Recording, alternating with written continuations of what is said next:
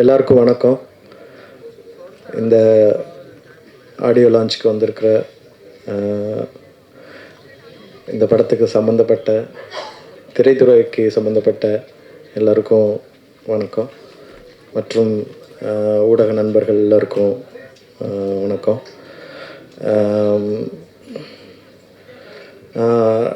அவர் ராஜமுருகன் அவர்களை வந்து குக்குனுடைய ஒரு கேரக்டருக்காக நான் மீட் பண்ணார். அதான் ஃபஸ்ட் டைம் நான் அவரை மீட் பண்ணேன். அப்போ தான் அவரை பற்றி எனக்கு கொஞ்சம் தெரியும். ஆனால் அதுக்கு முன்னாடி நான் வந்து வட்டி முதலும் ஜிப்சி போன்ற அந்த இதெல்லாம் படிச்சிருக்கிறேன். நான் தொடர்களை ஒரு ஒரு ஜேர்னலிசம் தெரிஞ்ச,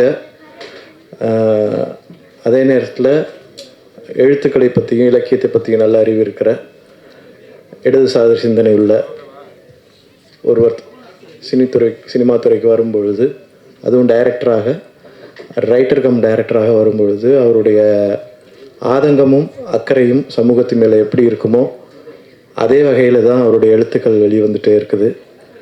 ஸோ அந்த வகையில் நான் ஜோக்கரில் பார்ட்டானது வந்து மிக பெருமையாக நான் நினைக்கிறேன். ஸோ இந்த படத்துலேயும் நான் ஒரு நல்ல ஒரு ரோல் பண்ணியிருக்கிறேன். சசி சார் கூட நடித்தது எனக்கு ரொம்ப ரொம்ப சந்தோஷம். எஸ்பெஷலி சைத்ரா, அவங்கள விட்டுறாதீங்க. தமிழ் சினிமாவுக்கு தேவையான நடிகை அவங்க. ரொம்ப நல்லா நடிச்சிருக்கிறாங்க. மற்ற எல்லா கேரக்டர்ஸும் ரொம்ப ரொம்ப நல்லா பண்ணியிருக்கிறாங்க. ரெண்டாவது, இந்த விழாவின் நாயகனான ஷான் ரோல்டன் அவர்களை பற்றி நிறையா பேசணும். நாங்கள் நேற்றுக்கு வந்து ஒரு இன்டர்வியூவில் இருந்தபோது தான் நிறையா பேசினோம். அதனால் இப்போ என்ன பேசுகிறதுன்னு தெரியல. ஸோ எல்லாருடைய பேச்சுக்கள்லேயும் தெரிஞ்சது வந்து ஒரு வாழ்க்கையை வந்து முழுமையாக பார்த்து அதனுடைய சுகதுக்கங்கள் அனுபவித்து அதுலேருந்து ஒரு ஆர்ட் ஃபார்ம் எடுத்து அதில் மெனக்கட்டு ஒரு வேலை செஞ்சு ஒரு தனி நிகர் ஒரு அடையாளமாக இங்கே எல்லோரும் உட்காந்துருக்குறோம். அதுக்கு காரணமே ஒவ்வொருத்தர் மனசில் இருக்கிற ஆதங்கமும் அதோடு கூடிய ஒரு அக்கறையுமாக தான் நான் பார்க்குறேன்.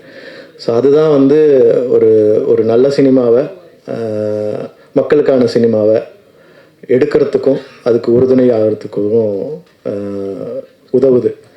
ஸோ அந்த வகையில் ஒலிம்பியா பிக்சர்ஸினுடைய ப்ரொடியூசர் அம்பேத்கர் அவர்களுக்கும் என்னோடய நன்றியை தெரிவிச்சுக்கிறேன். இந்த மாதிரி படங்களை வந்து கதைகளை கேட்டுட்டு இதில் என்ன கமர்ஷியல் ஐட்டம் இருக்குது அப்படிங்கிற மாதிரி எதுவும் யோசிக்காமல் ஒரு படத்தை, மக்களுக்கான ஒரு படத்தை, அதுவும் ராஜமுருகன் போன்ற அவருடைய எழுத்துக்களோடு கூடி வர்ற படத்தை வந்து ப்ரொடியூஸ் பண்ணுறது மிக சிறப்பான விஷயம். இந்த மாதிரி படங்கள் வந்து நிறைய வெளியே வரணும். ஏன்னா எல்லாத்துக்கும் ஷோகேஸில் எல்லாத்துக்கும் இடம் இருக்குது. தங்க ஆபரணங்கள் மட்டும் இல்லை, வைர ஆபரணங்கள் மட்டும் இல்லை, இரும்பில் செஞ்ச ஒரு கலைப்பொருளுக்கும் ஷோகேஸில் இடம் இருக்கும். ஸோ அந்த வகையில் இது வந்து மிகப்பெரிய ஷோகேஸாக இருக்கும் ஆடியன்ஸுக்கு நான் நம்புகிறேன். எஸ்பெஷலி ஷான் ரோல்டோட மியூசிக் கேட்க வேணாம். நான் ஒரு அதிர்ஷ்டக்காரன்னு சொல்லலாம். என்னுடைய 3 படங்கள், நான் நடித்த 3 படங்களில் இருந்திருக்கேன். அவருடைய மியூசிக்கில் வந்து ரொம்ப நல்லா வந்திருக்கு. ஜோக்கர், பாட்டில் ராதா, அப்புறம் இப்போ மயிலாடு. ஸோ இந்த படம் வந்து ரிலீஸ் ஆக போகுது February 13. ஸோ ஊடக நண்பர்கள் நீங்கள் இதை பற்றி நிறையா எழுதி இதை வந்து மக்கள் மத்தியில் நல்லபடியாக கொண்டு சேர்க்கணுன்னு வேண்டி விரும்பி கேட்டுக்கிறேன். நன்றி. அனைவருக்கும் வணக்கம். இந்த படம் பொதுவாகவே இப்போது இந்த ஆடியோ லான்ச் இந்த மாதிரி நிகழ்ச்சிக்கு முன்னாடி படம் பார்க்குற ஒரு வாய்ப்பு ரீசெண்டாக கிடைக்கிறதுனால கான்ஃபிடெண்ட்டாக அந்த படத்தை பற்றி பேச முடியுது. வெறும் ஒரு சம்பிரதாயமான வாழ்த்துக்களாக இல்லாமல் அந்த படம் நம்ம பார்த்துட்டோம், அந்த படம் நமக்குள்ளே என்ன தாக்கத்தை ஏற்படுத்துச்சுங்கிறத ஒரு தைரியமாக சொல்ல முடியுது. அந்த வகையில் வந்து என்னால் நிச்சயமாக சொல்ல முடியும். நிச்சயம் இந்த ஒரு மிகச்சிறந்த ஒரு படம், மிகச்சிறந்த ஒரு வெற்றி படம். நான் ராஜமுருகன் சார்கிட்ட சொன்னேன், உங்களுடைய படங்களை வரிசைப்படுத்தினா இதை தான் நான் முதல்ல வைப்பேன் அப்படின்னு சொல்லி நான் சொன்னேன். அந்த அளவில் ரொம்ப அழகாக இந்த படம் வந்திருக்கு. அவருடைய ராஜமுருகன் சாருடைய எழுத்துக்கள் வட்டி முதலமெல்லாம் படிச்சிருப்பீங்க. அதுவே பல படங்களுக்கான விதைகள் அதுக்குள்ளே ஒளிஞ்சிருக்கு. அது வற்றாத ஒரு கதைக்கரு அவர்கிட்ட இருக்குது. இந்த படம் வந்து தமிழகம் அறிந்த, தமிழகத்துக்கு தேவைப்படுகிற, தெரிந்து கொள்ள வேண்டிய ஒரு முக்கியமான சம்பவத்தை எடுத்துக்கிட்டு அதை அவ்வளோ திறமையாக, அவ்வளோ அழகாக ஒரு திரைக்கதை அமைச்சு டெக்னிக்கல் பார்ட்ஸ் அல்லது அவர் சொல்ல வந்தது எல்லாத்தையும் தாண்டி இந்த படம் பேசுகிற அந்த ஒரு உணர்வுபூர்வமான விஷயம் உங்கள் எல்லாருக்குமே பிடிக்கும், எல்லாரும் பாராட்டும்படியான ஒரு படமாக மயிலாட்டு இருக்குன்னு நான் உங்களுக்கு தெரிவிச்சுக்கிறேன். இந்த படத்தில் ஒரு வசனம் இருக்கும், என்னென்னா மனிதன் வந்து தோற்கலாம், ஆனால் மனித நேயம் வந்து என்றைக்குமே தோற்காது அப்படிங்கிறது இந்த படத்தினுடைய ஒரு ஆதாரமான ஒரு கருத்தை அந்த படத்தில் சொல்லியிருப்பாங்க. அதுபோக ஒரு படைப்பு கூட தோற்றலாம், ஆனால் ஒரு படைப்பாளி என்றைக்குமே தோற்க மாட்டான் அப்படிங்கிறதுக்கு வந்து நிறைய பேர் உதாரணம் இருக்காங்க. இந்த படத்தில் ராஜமுருகன் சாருக்கு மிக மிக சப்போர்ட்டிவாக இருந்து இந்த படத்தை இந்த இடத்துக்கு கொண்டு வந்திருக்கக்கூடிய தயாரிப்பாளரும் சரி, இந்த படத்தில் என்னுடைய நாயகராக இருக்கிற சசிகுமார் சாருக்கும் ஒரு பெரிய நன்றியை தெரிவிச்சுக்கிறேன். ஏன்னா சசிகுமார் சார் வந்து ரீசெண்ட் டைமில் நடிச்சுட்டு வந்த படங்கள் எல்லாமே வந்து ரொம்பவே வந்து ஒரு தமிழ் சினிமாவில் சில காலங்கள் விட்டுட்டு அந்த உன்னதமான மனிதர்களை காட்சிப்படுத்துகிற ஒரு படங்களாகவே அவரோட படங்கள் இருக்குது. அயோத்தி ஆகட்டும், அதுக்கப்புறம் வந்து டூரிஸ்ட் ஃபேமிலி ஆகட்டும், எல்லாமே மிகச்சிறந்த ஒரு உன்னதமான மனிதரை வந்து அவர் கண்ணு முன்னாடி காமிக்கிறாரு. அந்த படங்கள் பார்த்து முடிக்கும்போது நம்ம மனசுக்குள்ளே ஏற்படக்கூடிய ரொம்ப பாசிட்டிவான ஒரு தன்மையாகட்டும். இப்போ டாம் ஹேங்க்ஸ் படங்கள் நம்ம பார்ப்போம், அந்த படங்கள் நமக்குள்ள ஒரு மனசில் ஒரு தாக்கத்தை ஏற்படுத்தும். அது வந்து அவர் நமக்கு நெருக்கமானவராக இருப்பார். அவர் எங்கேயோ இருக்கார், பார்த்ததில்லை, ஆனால் அவரோட ஒரு ஃப்ரேம் பார்த்தா கூட எனக்கு வந்து ரொம்ப எமோஷனலாக அவரோட ஒரு கனெக்ஷன் ஏற்படும். அந்த மாதிரி நம்ம தமிழ் சினிமாவில் ஒரு டாம் ஹேங்க்ஸ் மாதிரி நான் வந்து சசிகுமார் சாரை வந்து பார்க்குறேன். ஏன்னா அவ்வளோ உணர்வுபூர்வமாக இருக்கார். நீங்கள் அயோத்தி ஆகட்டும், அயோத்தியில் வந்துக்கூடிய கதை மாந்தர்கள், அதுக்குள்ளே உழவுன கதாபாத்திரங்கள் ஆகட்டும், டூரிஸ்ட் ஃபேமிலி ஆகட்டும், இன்னும் தொடர்ச்சியாக வரக்கூடிய படங்கள், இந்த படத்துலையும் சரி, அது சம்மந்தப்பட்ட நேரடியான மனிதர்கள் இவரை பார்த்தாங்கன்னா அவரை கட்டி பிடிச்சிக்கிட்டு பேச வார்த்தை இல்லாமே கண்ணீர் மல்கிடுவாங்க. ஏன்னா அவருடைய கதாபாத்திரம் வந்து அவ்வளோ தூரம் அவங்க வந்து மனசுக்கு நெருக்கமான கதாபாத்திரமாக, நெருக்கமான மனிதராக நம்ம தமிழ் திரையில் இப்படி அவர் வந்து அடுத்தடுத்த இடத்த வரும்போது பார்க்கல ரொம்ப சந்தோஷமாக இருக்குது. இந்த படம் வந்து அவருக்காகவும் ராஜமுருகன் அவருக்காகவுமே மிகப்பெரிய வெற்றியை இந்த படம் அடையும். இசை வந்து சாண்ட்ரோல்டன் அவருடைய இசை வந்து படத்தில் கிட்டத்தட்ட ஜெய்பீமுக்கு அப்புறமா எனக்கு ஜெய்பீம்க்கு நிறைய படங்கள் நல்ல படம் இருக்குது. பட் இந்த படம் எனக்கு அதே அளவுக்கு ஜெய்பீம் அளவுக்கு எனக்கு ஒரு தாக்கத்தை இசையில் கொடுத்துச்சு. டெக்னிக்கல் இதில் சொல்ல வேண்டியதில்லை, நீரவ் சார் கேமராவும் சூப்பராக இருக்குது. ஸோ இந்த படம் உங்களுக்கு எனக்கு தெரிஞ்சு நான் என்னுடைய எக்ஸ்பீரியன்ஸே உங்களுக்கும் கிடைக்குன்னு நம்புகிறேன். ஒரு உணர்வுபூர்வமான தேவையான செய்தியை சுவாரஸ்யமாக எடுத்த ஒரு திரைப்படமாக இருக்கும். இந்த நிச்சயமான வெற்றி படத்தை பார்க்க வாய்ப்பு கொடுத்த குழுவினருக்கும் பேச வாய்ப்பு எடுத்த குழுவினருக்கும் நன்றி.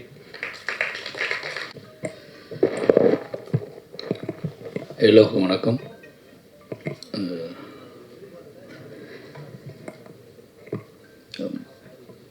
நேற்று 2 படம் பார்த்தேன். நேற்று காலையில் ஃபஸ்ட்டு ஒரு படம் பார்த்தேன். அந்த படம் எதேச்சியாக நான் எப்போவுமே காலையில் ஒரு 8 மணி 9 மணிக்கு எப்போவுமே காலையில் எந்திரிச்ச உடனே ஒரு படம் பார்ப்பேன். அது அப்படி எதேச்சியாக நான் வந்து சும்மா ஓடிடி பிளாட்ஃபார்மில் போய் நமக்கு என்ன தோணுதோ, எந்த ஸ்டில்லு பார்க்கணுன்னு தோணுதோ, எந்த படம் பார்க்கணுன்னு தோணுதோ அந்த படத்தை அப்படியே ஓட்டியோ 10 நிமிஷம் பார்ப்போம்.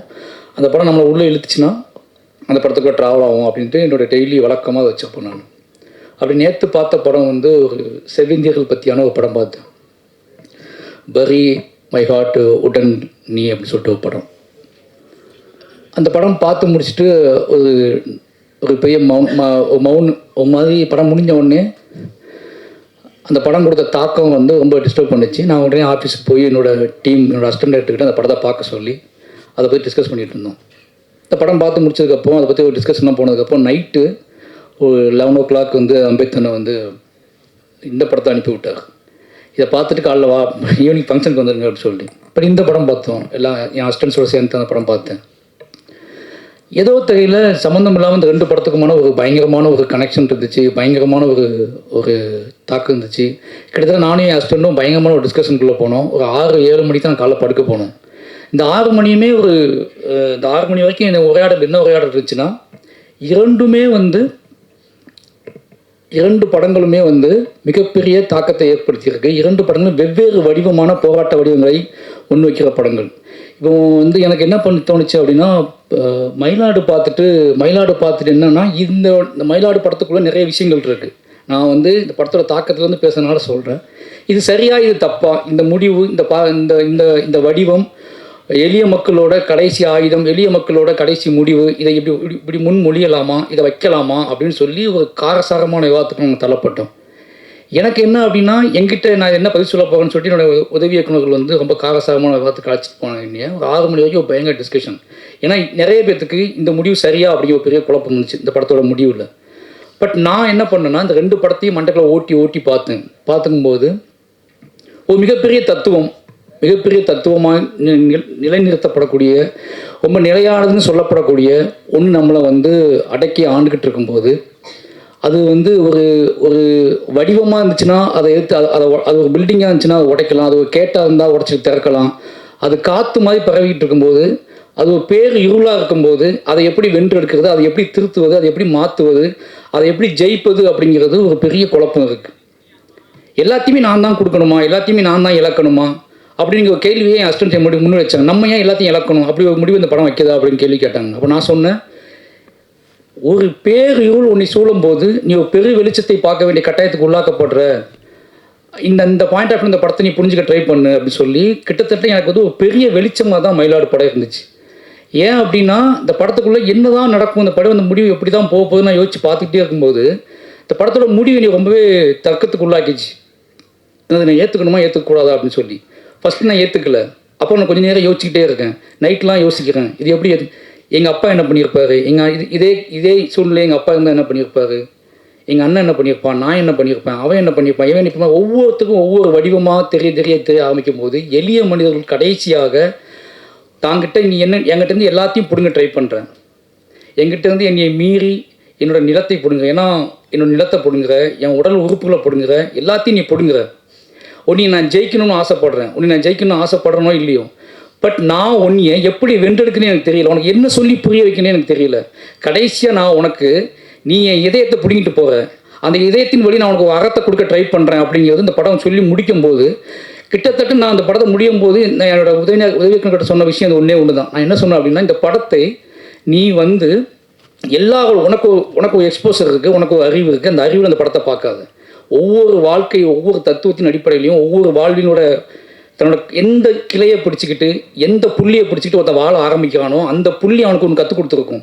இந்த படத்தில் இருக்கக்கூடிய அந்த கேரக்டர், சசிகுமார் சாரோட கேரக்டர் தொடக்க காலத்துலேருந்து அது காட்டப்பட்ட நேரத்துலேருந்து அது ஒரு புள்ளியை கைப்பற்றிக்கிட்டு ஒரு பூனையை காப்பாற்றினவன், ஒரு எலியை காப்பாற்றினவன், ஒரு எறும்பை காப்பாற்றினவன், ஒரு மனுஷனை விட்டுட்டு போவானா, ஒரு மனுஷனை விட்டு அவன் எப்பேற்பட்ட அயோக்கியனாக இருந்தாலும், அவன் எப்பேற்பட்ட கொடுங்கோலனாக இருந்தாலும் அவனை விட்டுட்டு போவானா அப்படிங்கிற ஒரு கேள்வியை முன்வைக்கும் போது எனக்கு பயங்கரமான ஷாக்காக இருந்துச்சு.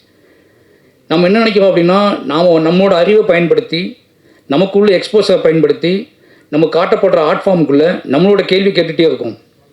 ஆனால் ஆர்ட் ஃபார்ம் அப்படிங்கிறது நம்மளோட எக்ஸ்போஸரை வச்சு மட்டும் பார்க்கக்கூடியது கிடையாது. அங்கே காட்டப்படுகிற மனிதர்கள் அவர்கள் அதை எப்படி வென்றெடுத்தார்கள், அதை அந்த மனிதர்கள் அந்த உயரிய உன்னதத்தை எப்படி அடைந்தார்கள், தங்களை எப்படி மீட்டெடுத்தார்கள் அப்படிங்கிறத காட்டக்கூடியது தான் ஆர்ட் ஃபார்ம். அந்த ஒரு முக்கியமான ஆர்ட் ஃபார்ம் வேலையை வந்து இந்த படம் வந்து மயிலாடு செஞ்சுருக்கு. முழு இரவையும் கைப்பற்றின படம் தான் மயிலாடு. என்னோட முழு இரவையுமே யோசிக்க வச்ச ஒரு படம் தான் மயிலாடு. நிச்சயமாக வந்து சசிகுமார் சாருக்கு ரொம்ப நன்றி சொல்லணும். ஏன்னா சசிகுமார் சாரோட தொடக்க காலத்தில் நமக்கு தெரியும். தொடக்க காலத்தில் நான் வந்து சசிகுமார் சாரில் பயப்படுவேன், இப்போ என்ன கதை கொண்டு வர போகிறது தெரியல அப்படின்னு சொல்லிட்டு. ஆனால் ஒரு கட்டத்துக்கு அப்புறம் அவர் கொண்டு வந்த கதைகள் எல்லாருமே வந்து கிட்டத்தட்ட யாரும் பண்ணாத எந்த பெரிய ஹீரோவும் இவ்வளோ மார்க்கெட் இருக்கக்கூடிய ஹீரோக்கள் பண்ணால் பயப்படுற கதாநாயகங்கள் கூட கொண்டு வந்தார். நந்தனோட உச்சம், அயோத்தி உச்சம், இப்போ வந்து மயிலாடுகிற உச்சம், டூரிஸ்ட் ஃபேமிலி அதே மாதிரி தான். கிட்டத்தட்ட சசிகுமார் சார் நமக்கு என் ஹஸ்பண்ட் சொல்லும் போதே, கதை யோசிக்கும் போது சசிகுமார் சார் இருக்காரு, நம்பி யோசிங்கன்னு சொல்கிற அளவுக்கு வந்து ஒரு முக்கியமான ஒரு வேலையை செஞ்சிட்ருக்காரு. அதுக்கப்புறம் ஆர்டிஸ்ட் அவங்க சைத்ரா கோயில்பட்டி பொண்ணு மாதிரியே இருந்தீங்க. அப்படியே கோயில்பட்டி பொண்ணை நடிக்க வச்ச மாதிரி ஒரு ஃபீல் இருந்துச்சு. ரொம்ப சந்தோஷமாக இருந்துச்சு. ஏன்னா நீங்கள் நிச்சயமாக அவங்க சொன்ன மாதிரி, குருசவன் சொன்ன மாதிரி உங்களை தவிர விட மாட்டாங்கன்னு நம்புகிறேன். ஓகேங்களா? அப்புறம் சாண்டோல்டன் இந்த பாட்டு படம் பார்க்கறதுக்கு முன்னாடியே எங்கள் வீட்டில் கேட்டே இருப்பாங்க. அந்த ஒரு பீட் மட்டும் நெஞ்சில் விழுந்துருக்குல்ல, அது கேட்டே இருப்பாங்க. சாண்டோடன் எனக்கு ரொம்ப நெருக்கமாக எனக்கு பிடிக்கும். என்ன அப்படின்னா, சாண்டோடன் எப்போவுமே வந்து சின்ன வயசில் நம்ம அம்மன் கோயிலில் உட்காந்து தென்னியில் உட்காந்து அந்த ஒரு தரையை தட்டி பாட்டு பாடியிருப்போம். நம்ம கூட அண்ணனோ தம்பியோ பாட்டு பாடி நம்ம ஞாபகத்தில் இருந்துகிட்டே இருப்பாங்க. அப்படி நம்ம கூட ரொம்ப நெருக்கமாக இருந்து பாட்டு பாடிட்டு இருக்க ஒரு ஆள் மாதிரியே சாண்டோடன் தோணுவார். அவருக்கு ஒரு சந்தோஷமான மகிழ்ச்சியான நன்றியை தெரிவிச்சுக்கிறேன். அதுக்கப்புறம் அம்பேத்தனை வந்து என்ன சொல்கிறது, அவர் ரொம்ப உண்மையாகவே சினிமாவை ரொம்ப பேஷனாக பார்க்க, அவர் சொல்கிற கதை, அவர் சூஸ் பண்ண கதை எனக்கு ஆச்சரியமாக இருக்கும்.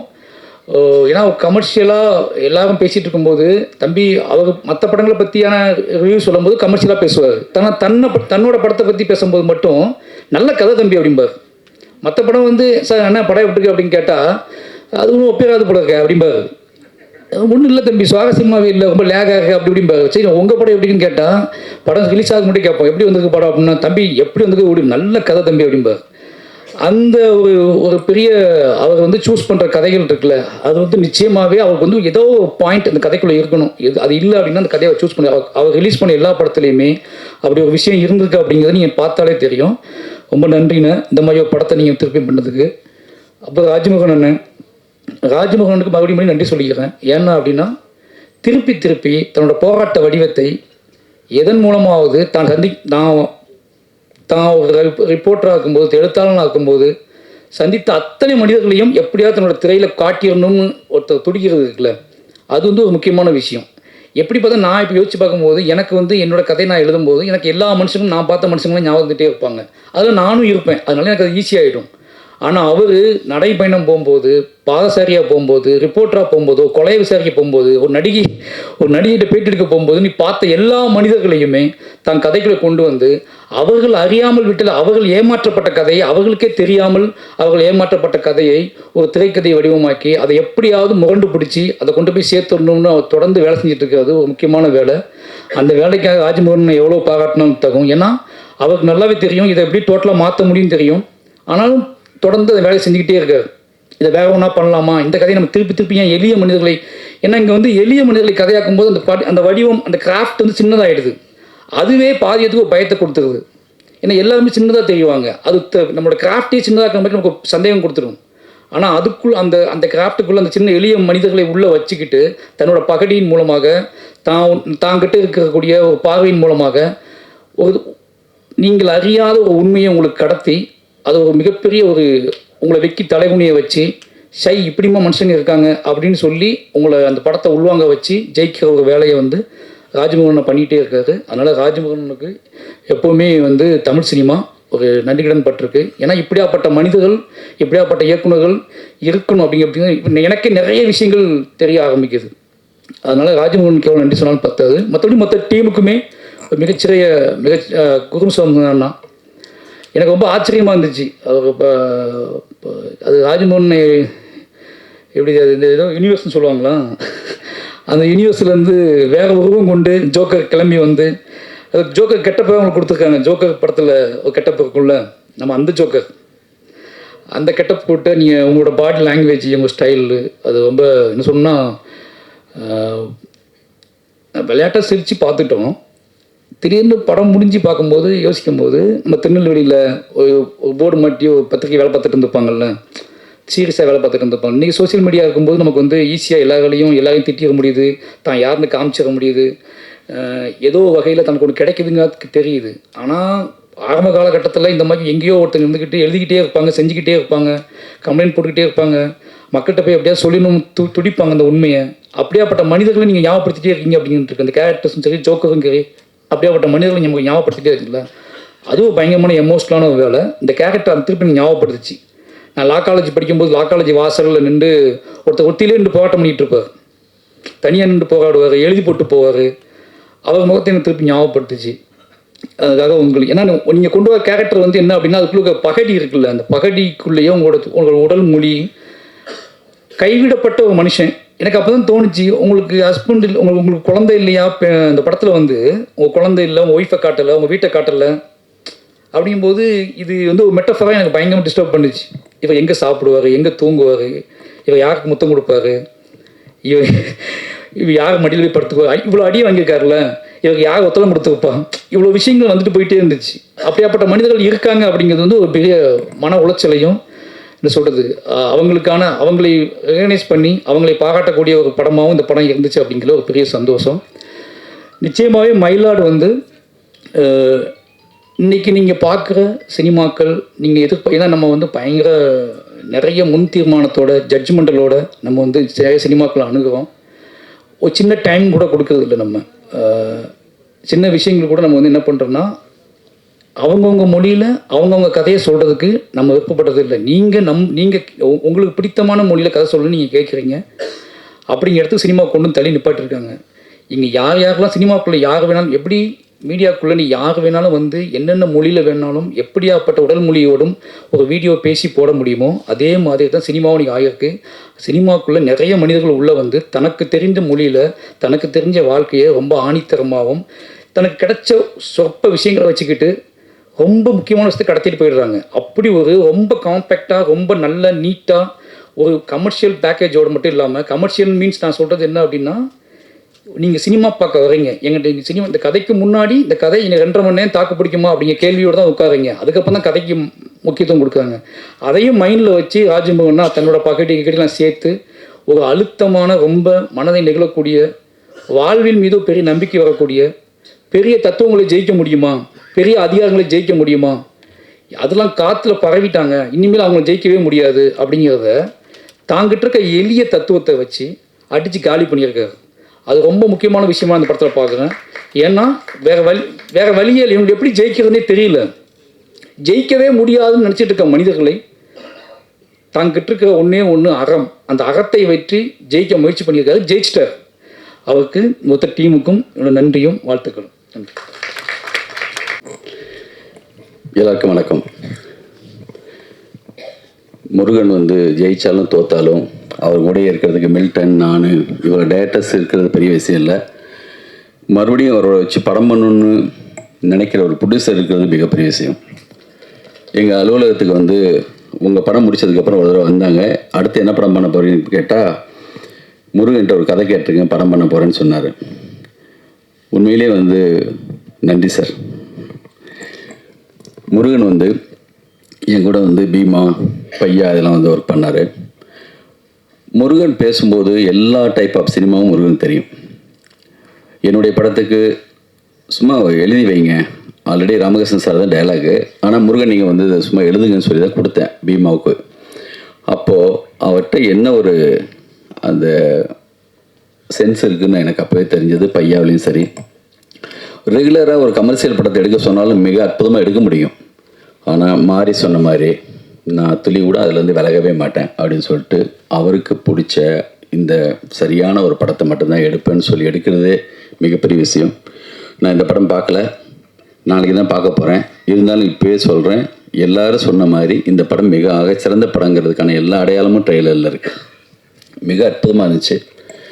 சசிகுமார் சார் வந்து என்னென்னா, ஒரு சிலர் தான் தோத்தாலும் ஜெயித்தாலும் ஜனங்களுக்கு வந்து தன்னைக்கிட்ட இந்த ஓன் பண்ணிப்பாங்க. அப்படி வந்து அவரை வந்து சசிகுமாரில் நம்ம அப்படி ஒரு பெரிய ஒரு அன்பும் பாசமும் எல்லா காலகட்டத்திலையும் ஜனங்கக்கிட்ட எப்பயுமே உங்கள் மேலே இருக்குது சார். அது உங்கள்கிட்ட இருக்கிற அந்த சிரிப்பு, அந்த இன்னசென்ட், அது வந்து எப்பயுமே இழக்காமல் இன்றைக்கும் வச்சுருக்கீங்க. அதுதான் மிகப்பெரிய தகுதி. வாழ்த்துக்கள் சார். அந்த பொண்ணை பார்க்குறப்ப பாலுமகேந்திர சார் படத்தில் வர சோபா மாதிரி இருக்குது. அந்த முத்தம் கொடுத்த அந்த ஒரு இடம் போதும் அவ்வளோ அழகாக லட்சணமாக இருந்துச்சு. சதுரங்க வேட்டை அந்த படத்தில் தான் இந்த மியூசிக் டைரக்டர் நாங்கள் ரிலீஸ் பண்ண படம். இன்றைக்கி வரைக்கும் ரொம்ப அழகாக பண்ணிகிட்ருக்காரு, சரியான படங்களாக பண்ணிகிட்ருக்காரு. வாழ்த்துக்கள். குரு சோமசுந்தரம், ஜோக்கர், மறுபடியும் கூப்பிட்டோன்னே வந்திருக்கீங்க, நன்றி. இந்த படத்தில் மற்ற எல்லாருக்குமே என்னுடைய வாழ்த்துக்கள். முருகன் மறுபடியும் மிக சரியான ஒரு படம் வர்றதுக்கான எல்லா அடையாளமும் இந்த ட்ரெய்லரில் தெரியுது. நாளைக்கு நான் படம் பார்க்குறேன்.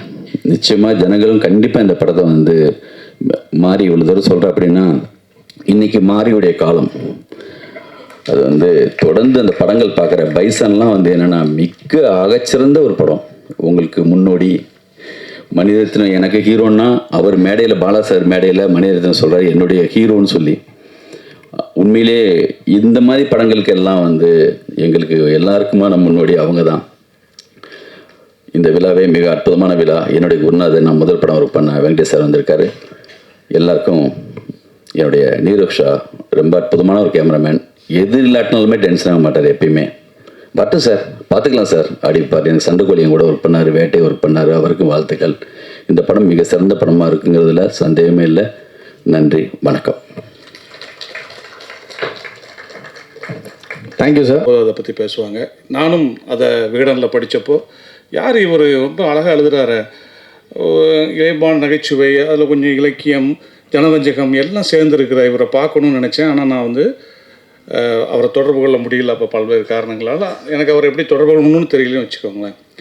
அவர் சந்திக்கவே இல்லை. ஆனால் அதுக்கப்புறம் அவர் டைரக்டர் ஆகிட்டாருன்னு கேள்விப்பட்டு அவருடைய படங்கள்லாம் பார்க்க ஆரம்பித்தேன். அது படங்கள்லேயும் அந்த எழுத்துல இருந்த அதே விஷயம் இருந்துச்சு. நான் ரொம்ப ரசிச்சுட்டு இவர் எப்படியா சந்திக்கணும்னு நினச்சேன். ஆனால் எனக்கு ஒரு தயக்கம், எப்படி ஃபோன் பண்ணி பேசுகிறதுன்னு நான் சந்திக்கவே இல்லை. அப்புறம் ரீசெண்டாக இப்போ நான் சொல்கிறது இந்த ஒரு 3-4 மாதங்களுக்கு முன்னாடி விஜய் மில்டனுடைய ஆஃபீஸில் தற்செயலாக நான் ராஜ்மோகனை மீட் பண்ணும்போது தான் அவர்கிட்ட பேச ஆரம்பிக்கிறேன். அப்போ அவருடைய படைப்புகள், படங்கள், அப்புறம் கடைசியாக அவர் எடுத்த படம், அந்த படத்தில் என்ன மிஸ்டேக் நடந்துச்சுங்கிறத வந்து அதை பற்றி சின்னதாக ஒரு டிஸ்கஷன் பண்ணேன். அவர் எல்லாத்தையும் கேட்டுக்கிட்டார். அப்புறம் அவர்கிட்ட பேசும்போது தான் எனக்கு தெரிஞ்சுது, இயல்பாகவே அவர்கிட்ட இருக்கக்கூடிய ஒரு கம்யூனிச சித்தாந்தம், இலக்கிய பற்றிய அறிவு. எனக்கு இலக்கிய பற்றி பெருசாக அறிவுடைய லிங்கசாமி தான் எனக்கு சில கவிதைகளெல்லாம் கொடுத்து படிக்க சொல்லுவார். வசந்தபாலன் சில புக்கை கொடுத்து படிக்க சொல்லுவார். அப்புறம் விஜய் மில்டன் சந்திக்கும்போது சில விஷயங்கள் தெரியும். இவ்வளோதான் நமக்கு இலக்கிய அறிவு. ஆனால் அவர்கிட்ட பேசும்போது அவர்கிட்ட இயல்பாகவே ஒரு நகைச்சுவை இருக்குது. எந்த ஒரு விஷயத்தையுமே அவர் ஒரு நகைச்சுவை கலந்து பார்க்குறாரு. ஒரு நகைச்சுவை கேட்டால் பயங்கரமாக சிரிப்பார். அப்படின்றத வந்து நான் வந்து ரொம்ப கூர்ந்து கவனித்தேன். இப்போ கூட சொன்னால் சிரிப்பார். இவர் சொன்னார் இல்லையா, உங்கள் வீட்டில் உங்கள் ஊரில் பேனர் வச்சுருக்காங்கன்னு, அது ஞானவேல் சார் சொன்னார், நீங்கள் தான் ஆள் வச்சுருப்பீங்க அப்படின்னாரு.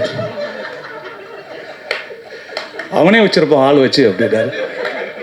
இந்த நகைச்சுவை ஒரு பயங்கர ரசிப்பார். அப்பயே நான் நினச்சேன். அப்படி அவருக்குள்ள ஒரு இயல்பான ஒரு நகைச்சுவை இருந்து அதுதான் அவருடைய கோமாளி படத்தில் வந்து வெளிப்பட்டுச்சு. அந்த படம் பார்த்துட்டு திடீர்னு இந்த படத்துக்கு நீ கூப்பிட்டாரு. அவர் இந்த படம் போடுறோம் சார் வந்து பாருங்க அப்படின்னாரு. எனக்குள்ள ஒரு டவுட்டு தான், நம்மளை எதுக்கு ஒரு இந்த படத்தை பார்க்க கூப்பிட்றாரு, மில்டனை கூப்பிட்டா ஓகே, நம்மளாம் அதுக்குன்னு நினச்சேன். சரி போயிருந்தேன். கரெக்டாக அங்கே ப்ரொடியூசர் எல்லோரும் ரிசீவ் பண்ணார், அம்பேத்குமார் சார். அவர் என்னை கூர்ந்து பார்த்தாரு. அவர் பார்வையிலே தெரிஞ்சு இவனுக்கும் இந்த படத்துக்கு என்ன சம்மந்தம், இவனுக்கும் இந்த டீமுக்கு என்ன சம்மந்தம்ன்ற மாதிரி இருந்துச்சு. நான் படம் பார்த்துட்டு போயிட்டேன். நெக்ஸ்ட் டே அவர்கிட்ட படத்தை பற்றின கருத்துக்களை பரிமாறினேன். உண்மையிலே எனக்கு வந்து படம் பார்க்கும்போது எப்போவுமே ஒரு ரசிகன் மனப்பான்மையிலே படம் பார்த்து நான் பழகிட்டேன். எனக்கு வந்து நம்ம ஒரு டைரக்டர், நம்ம படங்கள் பண்ணியிருக்கோம் அப்படின்னு எனக்கு பார்க்க தெரியாது. எந்த படம் பார்த்தாலும் அப்படியே ஒரு ரசிகன் மனநிலையில் தான் படத்தை பார்ப்பேன். இந்த படம் வந்து என்டர்டெயின் பண்ணுதா, படம் போர் அடிக்குதா, ரொம்ப கருத்து சொல்லுதா அப்படின்றத என் மைண்டில் போயிட்டே இருக்கும். எங்கேயாவது லேக் இருக்குதா, இப்படி தான் ஒரு ஆடியன்ஸாக படம் அப்போ கூட டைரக்டராக பார்க்க மாட்டேன், ஒரு ஆடியன்ஸாக பார்ப்பேன். இந்த படம் எனக்கு வந்து அவ்வளோ திருப்தி கொடுத்துச்சு. ஆகா, ராஜமுருகன் மீண்டும் அவருடைய ஃபார்மில் வந்து பண்ணியிருக்காரு அப்படின்னு. கோமாளியில் ஆரம்பித்து ஈவன் ஜப்பான் கூட நான் சொல்லுவேன். ஜப்பான் ஆகட்டும், இப்போ இந்த படம் எல்லாத்துலேயும் ஜோக்கர் தான் கோமாளின்னு சொல்லிகிட்டு இருக்கேன். ஜோக்கரில் ஆரம்பித்து குக்கு, அதுக்கப்புறம் இந்த படம் வரைக்கும் அவரது கேரக்டர் எல்லாமே அவருடைய கேரக்டர் தான் எனக்கு மைண்டில் பட்டுச்சு. நம்ம மாரி அவர்கள் சொன்ன மாதிரி அவர் வந்து சந்தித்த மனிதர்கள் எல்லாத்தையும் தன்னுடைய கேரக்டருக்குள்ளே கலந்து அது ஒரு ஹீரோவாக்கி தான் அவர் வந்து அதை பண்ணிகிட்ருக்காரு. அதை அவர் ஜோக்கர்லேயும் பண்ணியிருந்தார், குக்கூலையும் பண்ணியிருந்தார், இந்த படம் வரைக்கும் பண்ணியிருக்காரு. முக்கியமான விஷயம் என்னென்னா, நாம் பண்ணுற படைப்புக்கு அது என்ன படமாக இருந்தாலும் சரி தான், அந்த படத்துக்கு நாம் நியாயமாக இருந்தாலே போதும், அந்த படம் சிறப்பாக வந்துடும்னு அதை அழகாக பண்ணியிருக்கீங்க சார். படம் பார்க்கும்போது எனக்கு ரொம்ப மனசில் பட்டுச்சு. நிறைய இடங்கள் வந்து அவர் பண்ணியிருக்கிற பகடி, அவர் பண்ணியிருக்கிற நையாண்டிகள் எல்லாமே சிரிப்பு வர வச்சுது. எக்ஸ்ட்ரானரியான செகண்ட் ஆஃப், ரொம்ப அருமையான ஒரு செகண்ட் ஆஃப், எதிர்பார்க்காத செகண்ட் ஆஃப் இருந்துச்சு படத்தில். ஸோ அந்த படம் ஒரு மிகச்சிறந்த படமாகவே கமர்ஷியலாகவும் அந்த படம் ஹிட் அடிக்கணும் எனக்கு முழு நம்பிக்கை இருக்குது. அப்புறம் முக்கியமாக சொல்கிறாருந்தா படத்தினுடைய ஹீரோ சசிகுமார் சார், இவரையும் நான் அப்பப்போ எங்கேயாவது சந்திக்கிறது தான் ஃபங்க்ஷனில். ஒரு படத்துக்குள்ளே போகும்போது அந்த படத்துக்கு தன்னை முழுசாக ஒப்படைக்கிறதுங்கிறது வந்து ஒரு ஹீரோ மெட்டீரியலாக இருந்தாலும் கூட அவருக்குள்ள ஒரு டைரக்டர் இருக்கிறதால அழகாக ஒப்படைச்சிருக்கிறாரு. அது அவருடைய சமீபகால படங்கள் எல்லாத்துலேயுமே அது இருக்குது. இந்த படத்தில் அது கூடுதலாகவே இருக்குதுன்னு தான் நான் சொல்லுவேன். மியூசிக் டைரக்டர் சார், உண்மையிலே படம் பார்க்கும்போது மியூசிக் வந்து நமக்கு வந்து தோணக்கூடாது அப்படின்னு சொல்லுவாங்க ரீரெக்கார்டிங்கில். இவர் பாடல்களை தாண்டி ரீரெக்கார்டிங்லையும் அந்தளவுக்கு ரொம்ப நல்லா பண்ணியிருக்காரு. நிரோஷா சார் ரொம்ப அருமையான அந்த படத்துக்கு ஒளிப்பதிவு பண்ணியிருக்காரு. எல்லாரும் சொன்ன மாதிரி ஹீரோயின் அருமையான பெர்ஃபார்மன்ஸ் பண்ணியிருக்காங்க. டோட்டலாக இந்த படம் வந்து ராஜமுருகன் தான் யார் அப்படின்னு நிரூபிக்கிறதுக்காக வந்திருக்கிற வரப்போகிற இன்னொரு படம். வாழ்த்துக்கள், நன்றி.